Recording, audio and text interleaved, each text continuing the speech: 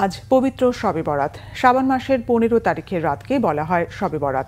শব্দটি ফার্সিতে শব অর্থ রাত এবং বরাত অর্থ মুক্তি। শবে বরাত অর্থ মুক্তি বা নাজাতের রাত। হাদিসে বলা হয়েছে লাইলাতুন নিসফি মিন শাবান বা মধ্য শাবানের রাত। ইসলামী চিন্তাবিদরা বলছেন এই রাতে আল্লাহ তাআলা তার অনেক বান্দাকে ক্ষমা করে দেবেন বলে বিশুদ্ধ হাদিসে রয়েছে। মহিবুল্লাহ মুহিবের রিপোর্টে বিস্তারিত। শবে বরাত বা ভাগ্য রজনী ভারতীয় উপমহাদেশ, পারস্য সহ বিশ্বের অনেক অঞ্চলের মুসলিমরা মুক্তির আশায় এই রাতটিতে ইবাদত বন্দিগিতে মশগুল থাকেন।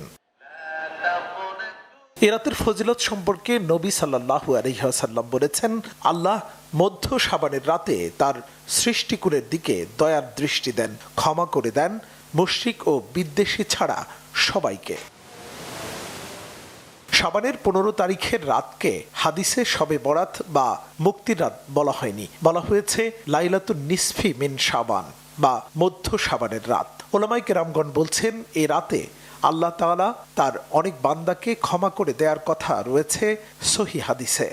কিছু মানুষ একেবারে লাইলাতুন নিসফি মিন শাবানকে অস্বীকার করে ভিন্ন কিছু বলতে চান, এটাও যেমনটা উচিত নয়। একেবারে লাইলাতুন নিসফি মিন শাবানকে ঘটা করে উদযাপন করার উদ্দেশ্যে কিছু মানুষ এমন কিছু কাজ, এমন কিছু ইবাদত করে থাকেন যার কোনো ভিত্তি হাদিসের মধ্যে নেই। যেমনটা অনেকে বলেন এই রাতে গোসল করতে হবে, অনেকে বলেন বিভিন্ন পদ্ধতির নামাজ পড়তে হবে, অনেকে হালুয়া রুটি, বিভিন্ন ধরনের আতশবাজি, বিভিন্ন সব কিছুই তাদের কাছে মনে হয় এগুলো একটা ইবাদত।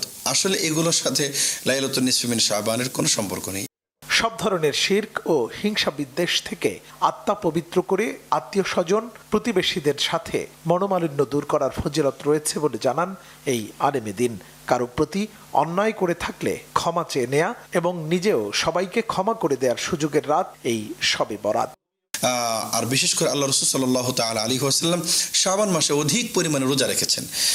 তো আইয়ামে বীজের যে রোজা আছে সেই উদ্দেশ্য করে যদি আমরা শাবান মাসের মাঝে 3টা দিন রোজা রেখে ফেলি, তো একসাথে আমার আইয়ামে বীজের রোজাও হয়ে গেল। রাসূল করিম সাল্লাল্লাহু তাআলা আলাইহি ওয়াসাল্লাম এই মাসে অধিক পরিমাণে রোজা রেখেছেন, সেই অনুসরণ আমার হয়ে গেল, আর সেই সাথে লাইলাতুন নিসফি মিন শাবানের রোজাটাও হয়ে গেল। এজন্য আমরা অবশ্যই রোজাও রাখবো এবং ইবাদত বন্দেগী করব। তবে লক্ষ্য রাখতে হবে আমাদের জীবনে কখনো কোনো অবস্থায় কোনো কুসংস্কার, কোনো বেদাত, এ থেকে আমাদেরকে অবশ্যই দূরে থাকতে হবে। ফরজ নামাজের পাশাপাশি দীর্ঘ সময় নিয়ে নফল নামাজ আদায়, বেশি বেশি আল্লাহর জিকির এবং মৃত ব্যক্তির রুহের মাগফিরাতের জন্য দোয়া করার ফজিলতের কথাও জানান বাইতুল মোকাররম মসজিদের এই পেশ ইমাম। মহিবুল্লাহ মুহিব, বাংলা ভিশন, ঢাকা।